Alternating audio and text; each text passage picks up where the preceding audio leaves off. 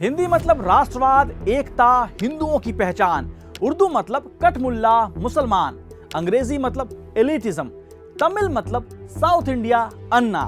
भारत में भाषा, जुबान, लैंग्वेज को लेकर ऐसी ही कुछ धारणाएं बनाई जाती रही हैं। एक बार फिर तमिल बनाम हिंदी पर बहस शुरू है, लेकिन इस वीडियो में हम सिर्फ तमिल वर्सेस हिंदी की जंग के पीछे की कहानी नहीं बताएंगे, बल्कि ये भी बताएंगे कि भारत में भाषाओं के सहारे नफरत की बोली क्यों बोली जा रही है। ऐसा करने से किसे फायदा है? क्या southern states, north east, Bengal, Punjab जैसे राज्यों में हिंदी इंपोजिशन की कोशिश हो रही है? क्या सच में वन नेशन वन लैंग्वेज की भारत को जरूरत है? क्या यही भारत को जोड़कर रख सकता है?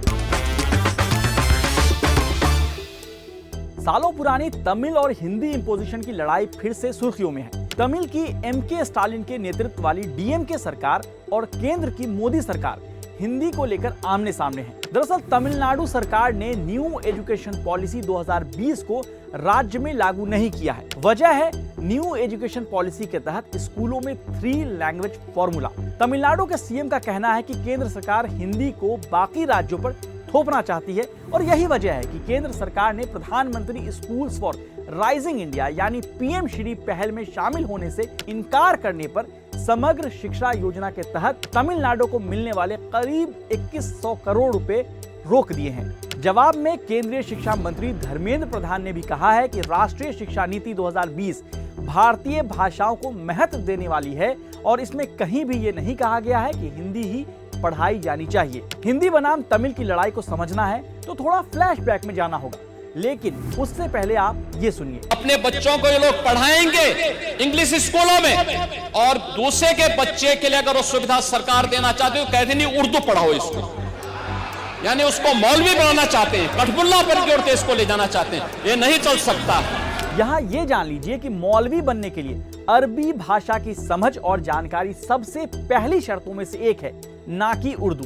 लेकिन उर्दू को निशाना बनाकर हिंदी पट्टी का वोट मजबूत होता है तो फिर क्या फर्क पड़ता है कि उर्दू हिंदुस्तान में ही जन्मी एक जुबान है। अब अगर आज गोरख प्रसाद के पुत्र रघुपति सहाय, जिन्हें लोग फिराक गोरखपुरी कहते हैं, वो होते तो शायद उनकी इस शायरी के बाद वो भी कठमुल्ले की उपाधि से नवाजे जाते, यानी टाइटल। फिराक ने कहा था, मेरी घुट्टी में पड़ी थी हो के हल उर्दू जुबां, जो भी मैं कहता गया हुस्न बयां बनता गया। तब मुंशी प्रेमचंद काजी साहब कहलाते, संपूर्ण सिंह कालरा यानी गुलजार मुफ्ती होते, पंडित प्रेम बरेलवी सूफी, आनंद नारायण मुल्ला के तो नाम में ही मुल्ला था। दरअसल यूपी सरकार ने सदन की कार्रवाई में कई रीजनल भाषाओं को शामिल किया, लेकिन उर्दू को इसमें जगह नहीं दी गई, जबकि उर्दू उत्तर प्रदेश की दूसरी ऑफिशियल लैंग्वेज है। खैर, भारत में सिर्फ उर्दू ही नहीं, ऐसी कई भाषाएं हैं जो कभी निशाने पर हैं तो कभी अपने अस्तित्व की लड़ाई लड़ रही हैं। इसमें भोजपुरी, मैथिली, मगधी जैसी कई भाषाएं शामिल हैं। मीडिया नॉर्थ और सेंट्रल इंडिया के करीब 10 से 12 राज्यों को हिंदी पट्टी कहता है, क्योंकि 2011 के सेंसस के आधार पर भारत की करीब 43% आबादी की मातृभाषा हिंदी है और इनमें से ज्यादातर लोग नॉर्थ और सेंट्रल इंडिया में रहते हैं। लेकिन क्या सच में ये हिंदी पट्टी है या वोट पाने की कहानी है? 2011 में हुई जनगणना के मुताबिक भारत में 19,500 से ज्यादा मातृभाषाएं बोली जाती हैं, लेकिन आधिकारिक तौर पर 121 भाषाएं हैं, बाकी अलग अलग डायलेक्ट्स। अब हिंदी भाषा को ही ले लीजिए, इसमें करीब 56 बोली मदर टंग या कहें डायलेक्ट्स हैं। लेकिन अगर इन्हें हिंदी से मिलती जुलती मैथिली, भोजपुरी जैसी भाषाओं से अलग कर दे तो हिंदी मातृभाषा वाली आबादी 26% पहुंच जाएगी। 2011 सेंसस के हिसाब से बिहार में 25% लोगों की मातृभाषा हिंदी थी, जबकि 24% लोगों की भोजपुरी, 12% मैथिली और 10% मगधी। मतलब बिहार की 75% आबादी की मातृभाषा हिंदी नहीं है।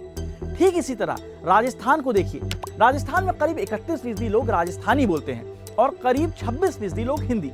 इसके अलावा मारवाड़ी, मेवाड़ी बोलते हैं। उत्तराखंड में भी 23% गढ़वाली, 20% कुमाऊनी और बिहार से लेकर राजस्थान और उत्तराखंड की ऑफिशियल लैंग्वेज हिंदी है। यही सवाल तमिलनाडु के मुख्यमंत्री एमके स्टालिन ने भी उठाया है। अब सवाल यह है कि किसी एक भाषा को ज्यादा तरजीह, वैल्यू क्यों?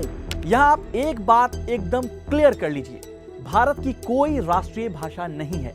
आजादी के बाद संविधान सभा में हिंदी को राष्ट्रीय भाषा बनाने को लेकर काफी चर्चा हुई, लेकिन सहमति नहीं बन सकी, जिसके बाद मुंशी अयंगर फॉर्मूला कहे जाने वाले एक समझौते पर मुहर लगी और 14 सितंबर 1949 को भारतीय संविधान के आर्टिकल 343 से आर्टिकल 351 के रूप में जो कानून बना, उसमें हिंदी को राष्ट्रभाषा नहीं राजभाषा का दर्जा दिया गया। मुंशी अयंगर फॉर्मूला के मुताबिक हिंदी 15 साल तक ऑफिशियल लैंग्वेज होगी और अंग्रेजी भी 15 साल तक ऑफिशियल लैंग्वेज रहेगी। 15 साल बाद अंग्रेजी हटाई जानी थी और हिंदी ऑफिशियल लैंग्वेज रहती। साल 1937 यानी भारत की आजादी से करीब 10 साल पहले ही तमिलनाडु में एंटी हिंदी प्रोटेस्ट शुरू हुआ था। तब कांग्रेस नेता राजागोपालाचारी के नेतृत्व वाली पहली कांग्रेस सरकार ने मद्रास प्रेसिडेंसी के स्कूलों में हिंदी की अनिवार्य शिक्षा शुरू करने का फैसला किया था, जिसके विरोध में पेरियार, सोमा सुंदर और विपक्षी जस्टिस पार्टी सामने आए। उपवास, सम्मेलन, मार्च, धरना और विरोध प्रदर्शन हुए।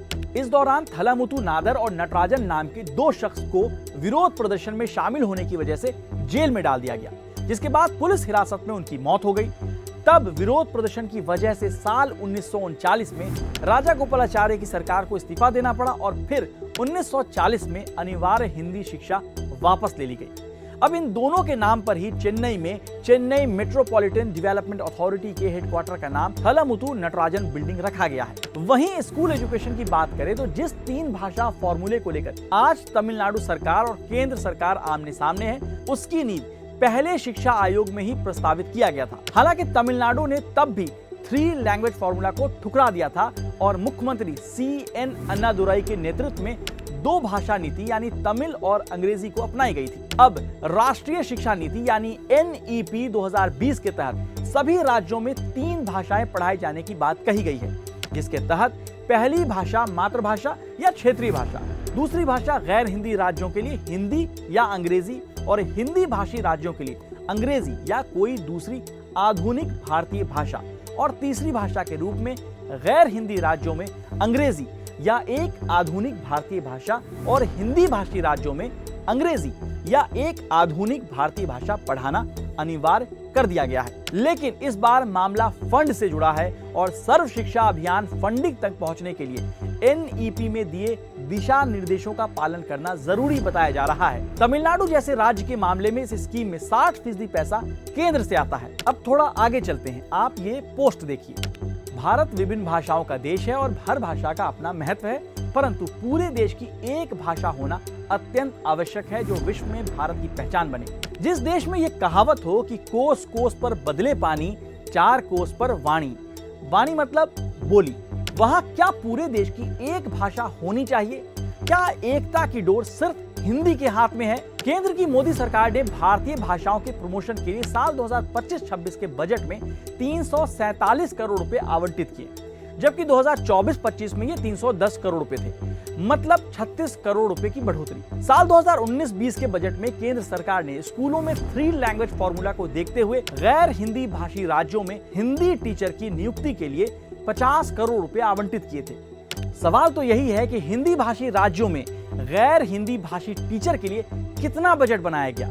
नॉर्थ इंडिया के कितने स्कूलों में तमिल, तेलुगु, बंगला, पंजाबी, कन्नड़ पढ़ाने के लिए टीचर हैं? सवाल यही है कि हिंदीकरण का मकसद क्या हो सकता है? दरअसल हिंदी पट्टी यानी कि बिहार, यूपी, हरियाणा, मध्य प्रदेश जैसे उत्तर भारत के राज्य, जिनके पास करीब 225 लोकसभा सीट है, 2019 लोकसभा चुनाव में इसी हिंदी पट्टी से बीजेपी ने 178 सीटें जीती थी।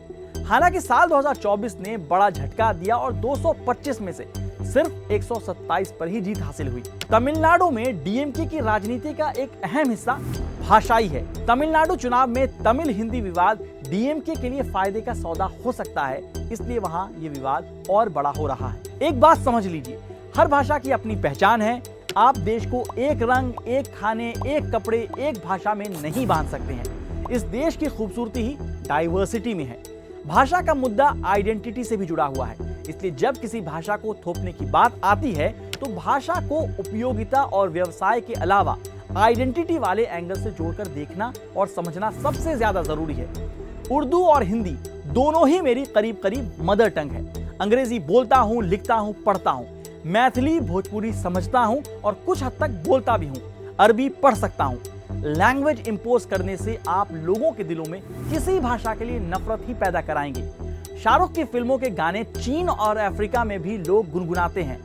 भाषा से प्रेम तभी होगा जब उसे थोपा ना जाए।